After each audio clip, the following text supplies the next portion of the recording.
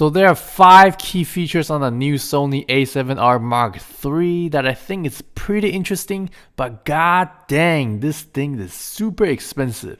Definitely going to put a huge dent on my bank account. So let's start off with number 1. The A7R Mark III uses the same battery as the A9 now, so the battery life is now almost double to 530 shots per charge, compared to its predecessor A7R Mark II, which averages about 290 shots. It has the new multi-shot pixel shifting capability similar to the Olympus and the Pentax camera.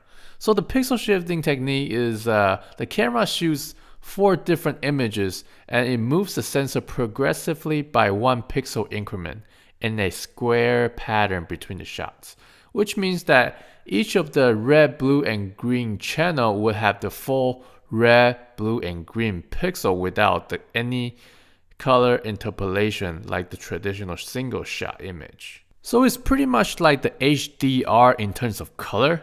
So the benefit of this feature will increase the color resolution and it will reduce the moise and the noise, which provides the image more lifelike feel. However, the 4 uncompressed raw images that was taken must be later processed in a separate software called Image Edge to combine them, in which they can later be edited. Both the Olympus and the Pentax can actually process this in camera, so it's probably nothing new, but it's still pretty cool. The Mark III kept the same internal 5-axis stabilization from the Mark II version, so you probably won't need an image stabilization lens to get a smooth footage. And also keep in mind that the lens with the internal stabilization are expensive. If shooting video is your primary use of a camera, the touchscreen is now available, and that would drastically help focusing the subject much easier when shooting a video. One thing that not many people mention on the social media is that the Mark III adapt the White Magic LCD screen technology, which would improve the screen brightness, makes it more viewable under bright sunlight while consuming less power from the battery. Amazing. Last but not least, it can now shoot 120 FPS at Full HD video mode. And if you're into color grading, it supports S-Log3 and S-Gamma 3 format, which gives you that flat profile to capture the full dynamic range that the Mark III is capable of. And the whole mumbo jumbo about Mark III is only capable of shooting 4K at 8 bits and not 10 bits is actually not a big concern to me. For those of who would like to know the difference between 8 bits and 10 bits, basically the bit represents the number of shades in between the color per channel. In this case, we have black and white. 1 bit has 2 colors per channel, which are black and white. 2 bits has 4 shades of gray per channel between the black and white. And 3 bits will have 8. The equation is simply 2 to the power of bit.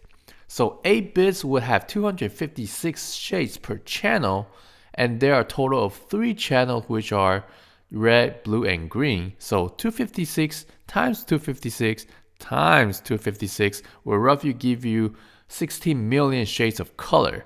And a 10 bits image can display 1024 shades of color per channel, or roughly about a billion of color combination.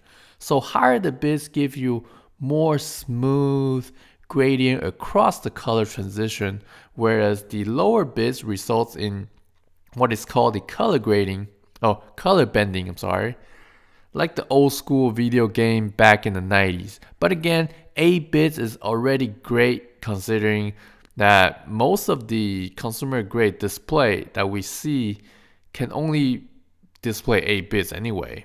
But a 10-bit is good for hardcore filmmaker who really wants to stretch the color to its limit without compromising the quality. So hey, I hope you have learned something new from this video. If you're ever interested, hit that thumbs up button and subscribe if you haven't done so. There will be new video every weekend. Until then, have a smooth day.